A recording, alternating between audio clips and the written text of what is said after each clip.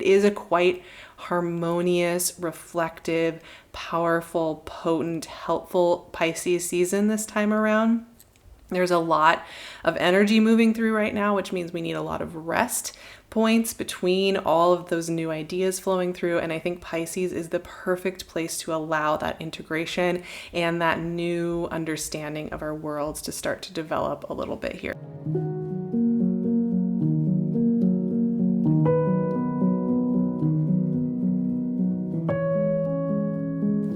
We are about to talk about one of my favorite energies ever. And it's interesting. I don't have any placements in Pisces.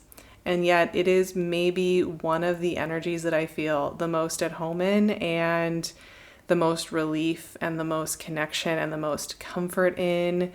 And every time I get to sit down with Piscean energy, Piscean wisdom, I feel this huge exhale and this sense of peace come to me. And for me, Pisces is one of the secrets to being able to be here in the physical world, despite the fact that Pisces is very connected to the energetic world, the emotional world, the non-physical world. By feeling deeply connected to that non-physical world, it allows me the safety and security to be here in the physical. And many of us, I think, have found that time and again through trial and error through life. And so today I just want to reaffirm some of those beautiful themes for us, get us set up for a beautiful Pisces season. It is a quite harmonious, reflective, powerful, potent, helpful Pisces season this time around. There's a lot of energy moving through right now, which means we need a lot of rest points between all of those new ideas flowing through. And I think Pisces is the perfect place to allow that integration and that new understanding of our worlds to start to develop a little bit here. So let's talk about Pisces. I'm going to be breaking down this archetype a little bit. Then I'm going to be talking about the themes for the season and a few of the transits. And we'll end with some cards and an intuitive message at the end. This is a great chat. If you've never joined me for one of these before, this is a great chat to get out your art journal if you are an artist and like to work on projects, or you're crafting, or maybe you're doing a DIY project at home, or you like to journal through these and just kind of intuitively journal, or just have your cup of coffee and relax. Whatever you want to be doing while you put me on in the background, I am here for that. And I love to imagine people just relaxing into the energy of Pisces, for example, of this season, getting into their intuition, feeling relaxed, feeling their nervous systems release as I talk here, and giving this moment to all of us to be a really lovely healing place where you can feel safe. One of the major tenets in my work that I will always stand by 100% of the time is that it's very important that we have astrology and tarot practices that help our nervous systems feel supported.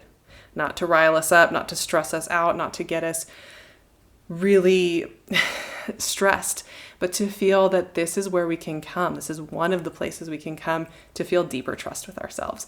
And I want to set that tone right now before we get into the discussion of the season and exploring some of these themes.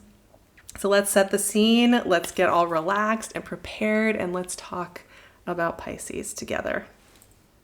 Pisces, the mutable water sign. How beautiful. That just gives me chills. I think as far as the element of water, mutability makes so much sense. That flowing, continuous, energetic, that's always can be in any different form, can always be moving between states, can go from liquid to solid to gas and move through all of those states. It's very much that, right?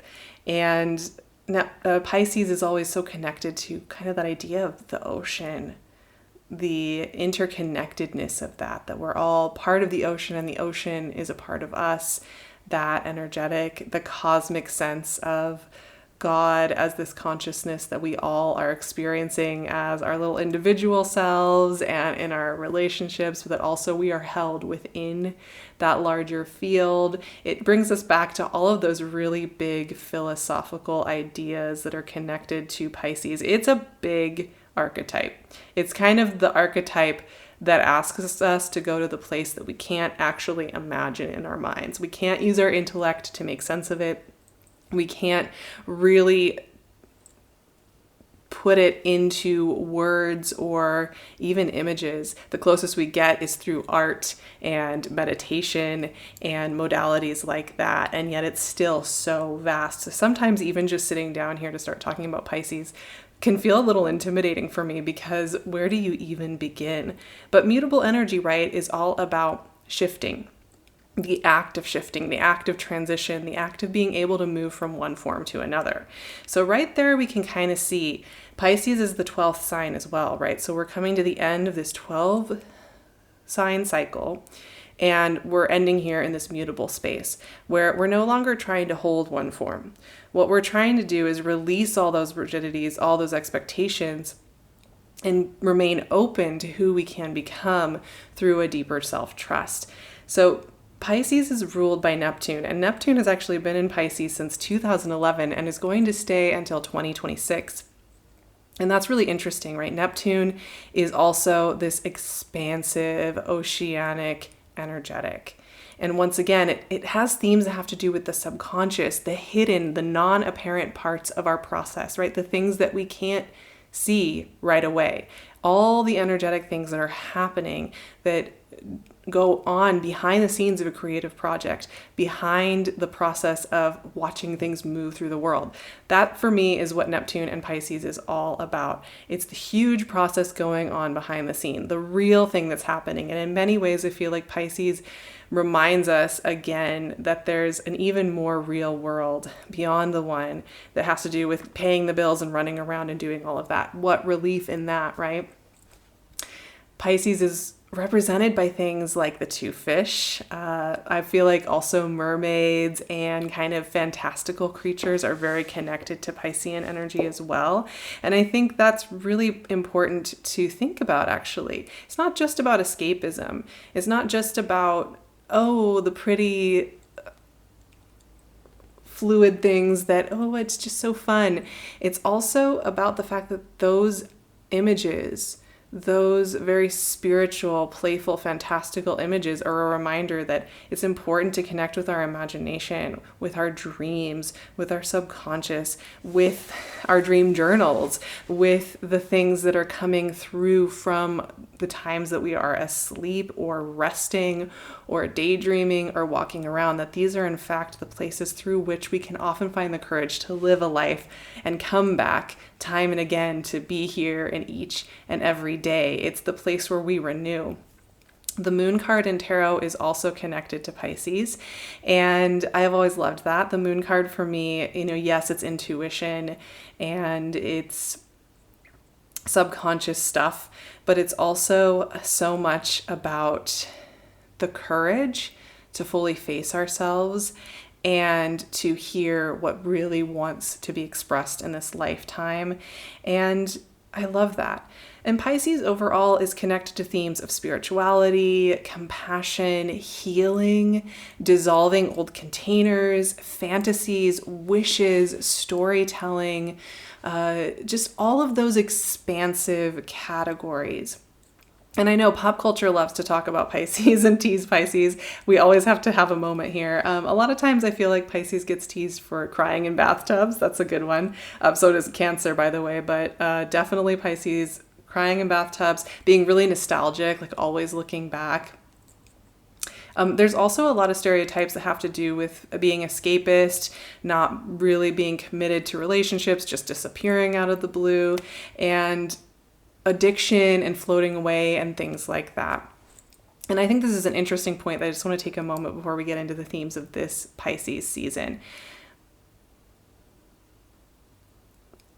A lot of the pain, and we've learned so much about addiction and why and how we get into addictive patterns as human beings.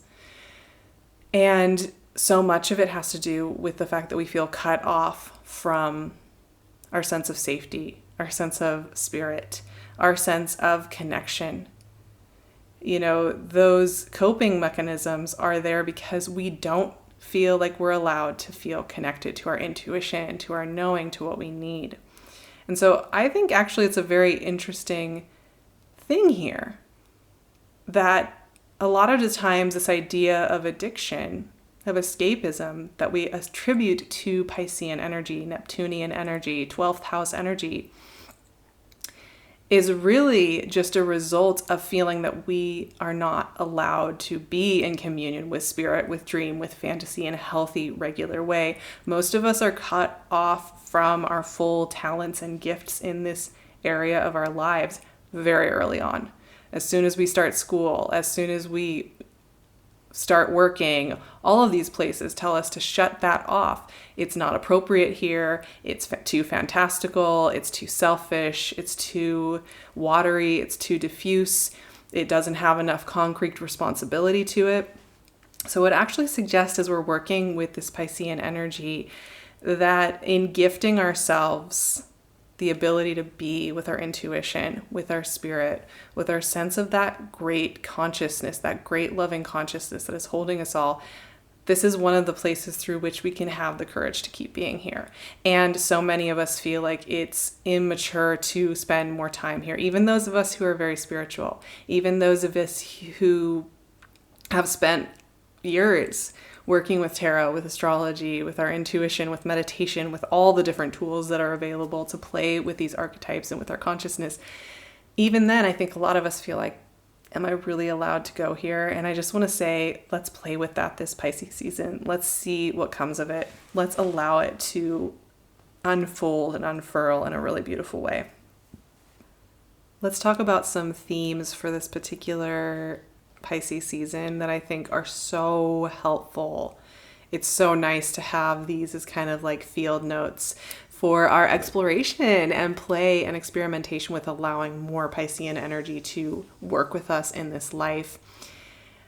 And I think these will be really helpful for so many of us who are sensitives, who are feeling the different energetic flows right now, who may be a little lower in physical energy because we've got so much going on energetically.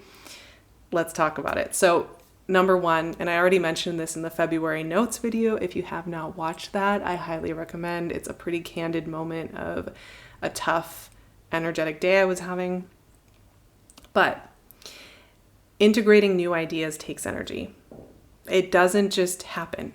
If we have new visions coming in, new understandings of ourselves coming in, new ways of thinking about what this life is all about, that takes not only mental and emotional energy, but physical energy, quite literally the body. I think Piscean energy, while it is this emotive, watery energy, it's not an earth sign, right? But water and earth are so connected and we are so watery. Whenever we're working with that very high psychic energetic like Pisces, and right now we're gonna have a ton of energy in Pisces throughout Pisces season, it means that our bodies are having to do a lot and having to move around and needing rest and points of rest between. So just the more you have new ideas coming in, the more likely it is you're going to need to rest. So keep that in mind. I think also what's really interesting about both Aquarius season and Pisces season coming up here is that it's possible to both feel like you need integration time, like you want to rest, like you just aren't ready to begin things, and like you are ready now and you can feel everything coming. I think we are going to be feeling a bit of this interesting push and pull on that front during this Pisces season, and that they're going to come in waves. So I think mainly what I would say about that, it's kind of that expansion contraction idea that both of those are allowed in any creative process. A lot of times we're taught, to create is putting one foot in front of the other. And to some extent that's true. Those small steps in the creative process are important. But I would actually argue that it's much more about taking 2 steps forward and maybe 1 step back, or taking 3 steps forward and 1 or 2 steps back and retracting. And that kind of open close is really how we flower into new things. And so I think we're going to be feeling that.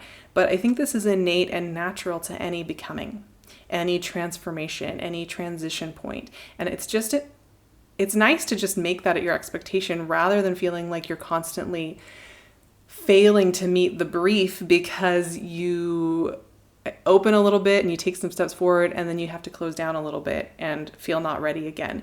And when in fact, this is a very natural thing, and we're going to be working with that a ton during this Pisces season. I think another lesson, and this really comes from our work with Saturn in Pisces that we have been working with for many, many months now. Really, has it been a whole year almost already since Pisces or Saturn moved into Pisces? I think it has. Life, what is life about? I think that's a question so many of us ask in this community and in this space. I know we're all asking that and exploring it. But I think Saturn in Pisces would say that energetic conversation would say that it's not about reaching a static form and holding on to it for dear life, holding on to success or identity or objects or materials to feel secure, to feel worthy, to feel safe. Saturn in Pisces is going to remind us time and again that no matter how much we hoard our money, try to control our scenarios, that it's never enough, right? It doesn't actually make us feel safe when we wake up at 2 a.m. with that existential dread and overwhelm and like, how am I going to handle all of this, right? Like, it doesn't even matter if you have all of the safety protocols in place unless we're developing that sense of connection to something bigger, a sense of trust, a sense of faith. So it's also kind of going to be redirecting us back to those practices that help us develop that and be a little less focused on the material outcomes right now. That can be a little uncomfortable because I do feel like a lot of us are having material ideas that we want to see come to fruition, and that's totally allowed, of course. That's totally valid. I think there's just going to be reminder points regularly that we're also going to need to really focus on the wealth of the safety we feel via our connection to that larger spirit, and that love and divinity and safety and grace live in the changing nature of things. So if you're changing, if you don't know who you're becoming, if you don't know what your job's going to be next, if you don't know what to do, if you don't know how to come to your final conclusion, that's where God lives. That's where spirit lives. It doesn't live in the static forms. And so it's also a reminder that if you're feeling a lot of judgment or stress, that you can release some of it in knowing that spirit and God and all of those beautiful expansive energies live in the changing, in the mutable, in the moving of pieces, and that there's nothing to forgive really, but you are allowed to forgive yourself for being confused or not knowing what's up. You can just give yourself some grace and relax. And that leaves me with the final theme here, which is just, and it goes back to Saturn and Pisces again, but it's really responsible. It's one of the most responsible and beautiful things you can do to spend time with your intuition, to spend time with your soul song, to spend time with the things that give you energy, and to take some time away from things that are kind of starting to feel like they're rubbing on you or chafing against you. That is a very deep sense of devotion and connection and ritual and love that we can express in this lifetime, and that our bodies are telling us stories. And not just like stories, like fictional stories. They're telling us information. Our bodies are telling us what we need. Our bodies are telling us where to pay attention. And we each have a roadmap for that that's going to look different. There's no general format that I could say, well, if you feel this in this part of your body, it means this. We're each figuring out what that is. But this is a beautiful time to pay attention to that. I'm going to take the briefest of moments here to just explore a little bit of astrology, but once again, we want to hold this all really lightly as we move into a new season, as we move into our final season before the Western astrological new year. So the sun will enter Pisces around the 18th of February, and then shortly thereafter, Mercury will be entering Pisces, and that Mercury entrance is going to bring in a lot of thinking about what beliefs and rules and regulations are dissolving for us, that don't no longer fit, that don't really quite connect to who we are now and what our spirit is wanting to share, and challenging some of the old beliefs that may have held us. So that's going to be a really fun expression of Mercury, I think, followed shortly thereafter by the full moon in Virgo. And I am really excited to do our full moon conversation here in a little bit, but what I will say is that this is a conversation about how the dreamer, that Piscean energy, and the go-getter, the physical, the detail-oriented movement through the world versions of ourselves inform each other. How important their conversations are, how much this conversation is the key to so much in our lives, and I'm really excited to explore it. But it is a very powerful full moon. I would say this is one that will probably be changing a little bit of our perspectives on our expectations of ourselves and who we think we need to be and where we think we have to be headed in order to be loved, in order to have a life that's meaningful. And I think a lot of us are going to be getting a lot of really great information, and I'm very excited to explore it. On March 10th, we have the new moon in Pisces, and the tagline that I got for this, I'm getting so many goosebumps, is dreams are feeling more real than ever. It's not just some abstract thing that we're floating off and sometimes thinking about our dream world. A lot of us are going to be experiencing a very real connective sense that our dreams are in the world with us. I think it's going to be an interesting conversation as well, and I'm really curious to see how that plays. But once again, we're playing with so much Piscean energy this month. By the end of the month, we also have Venus moving into Pisces. Or by the end of the season, I should say March 11th, we have Venus moving into Pisces, and that's a healing through feeling our emotions, finding abundance and joy through letting ourselves be fully where we are, and just giving ourselves that beautiful grace, that beautiful expansiveness, not trying to be somebody over there, not trying to self-improve, but really coming home to our emotions and how powerful that is. So in general, this Pisces season is very supportive. There isn't a lot of clashing. There's not a lot of clanging around. There's not a huge shifts. Once we get into Aries season, things get interesting because then we have eclipse season and we've got, this astrological new year, and we've got a lot of things starting to move and shake starting in April and onward. But during this Pisces season, this is a really great place to allow that integration to take place, allow that preparation, allow ourselves to kind of flow like the waves on the beach, go out on the beach, retract back in, and just let that movement help us reset our nervous systems so that we're really open and we feel that sense of self-trust for all the new waves of dreams that are wanting to land. So it's a really beautiful time. I feel like I have been rambling in this conversation in such a profound way. And I think that's because I have been having a bit of a trouble putting words to what is energetically going on. That's partially because I am having very low energy right now. I'm having some health challenges, and I am much more in the world of energetics than I am in words and the physical. But it's been really interesting sitting down to explore Pisces season with that going on. And maybe you are also feeling that too.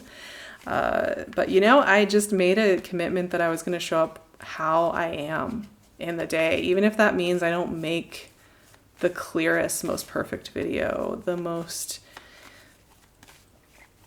click-worthy content. Like, I have no interest in that. By the way, I am shuffling my tarot cards here for our final intuitive reading. I'm just going to pull 2 cards. I've been really simplifying my readings, and I feel like that has been a really big gift. But yeah, Queen of Pentacles. She's been showing up, this lady, and I love Queen of Pentacles so much. Very beautiful to have here as a reminder too, that while Pisces season is very non-physical in so many ways, I already said this, but it is also very physical, because emotions, dreaming, ideas, that expansiveness comes through our body. We experience it partially through our body, and the conversation between our inner dreamer and our body is powerful. Oh my gosh, this card came out for our February conversation, our February notes. Ace of Swords again. All right, let's talk about this, because you know what I noticed about both of these cards? These are very clear cards. They're not confused. They're not scrambled all over the place. These are very focused energies.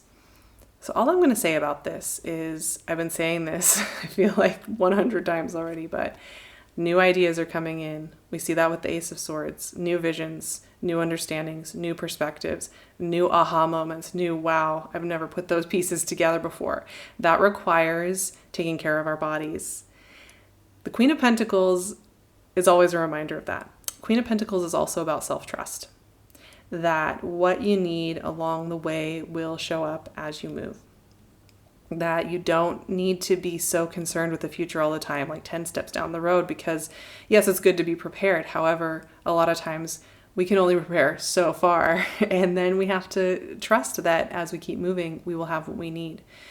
Developing a sense of self-trust, developing a sense of safety in our bodies. However we do that, each of us is different.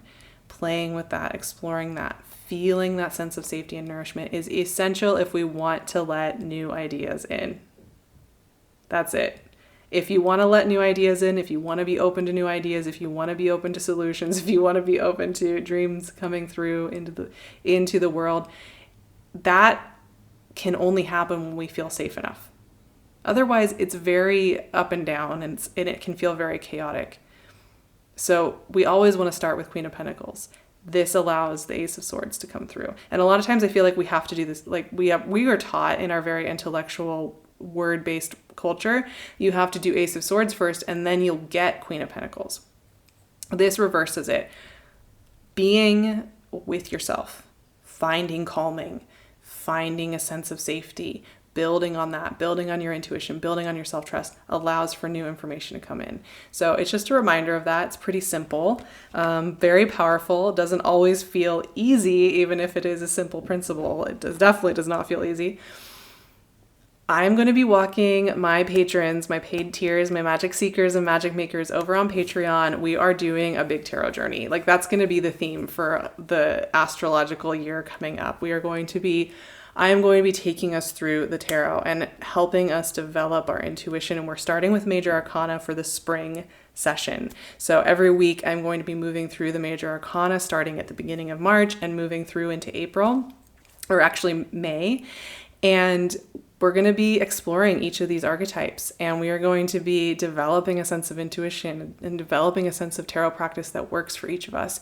I would love to see you there for that. It helps support me to keep doing this work, as well as letting me support you.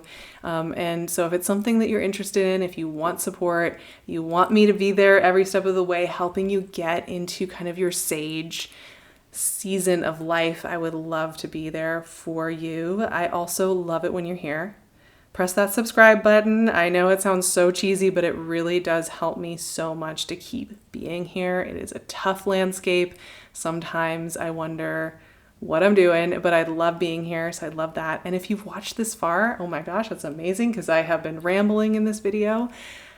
What do you connect with Pisces? How do you connect with Pisces? What do you feel about Pisces season? What's coming up for you? What's the words you would describe your connection to Pisces as and with? I'd love to hear. Keep it up. I'm right there with you.